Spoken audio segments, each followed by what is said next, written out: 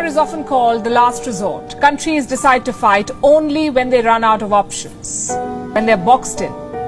Not the case with the United States. The Americans use war as state policy. Do you know why? Because there is big money to be made. The latest example is Ukraine. Joe Biden has unveiled another weapons package for them. Guess how much it's worth?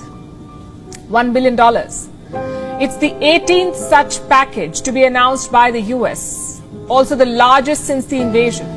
Put together, America's military assistance has topped $9.8 billion, almost $10 billion. Now let me put that number in perspective.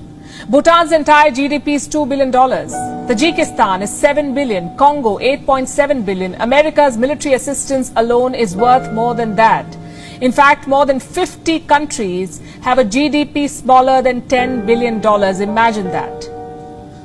The Pentagon says this latest package is suited to the evolving battle situation in Ukraine. Listen in.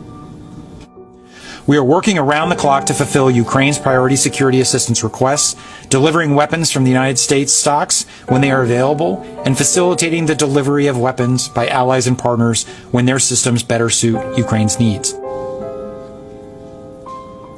What does the new aid package include?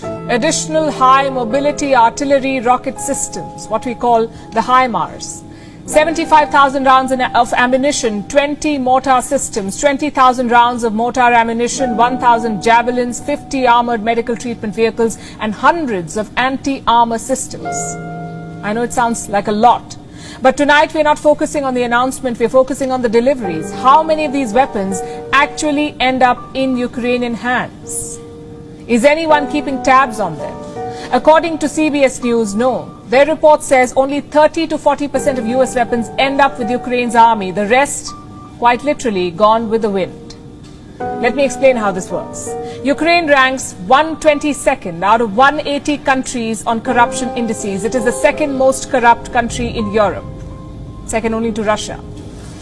So to get things done, you need to grease the wheels, maybe pay off the oligarchs or power lords. The same thing is happening with the weapons, it is feared. Corruption is gobbling up Western military assistance in Ukraine. Ukraine's army is only getting around 30% of what is being sent to them. What about the rest?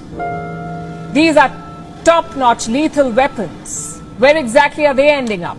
European officials say some weapons landed with organized crime groups. Russia believes they could end up in West Asia. Neither scenario bodes well for the world.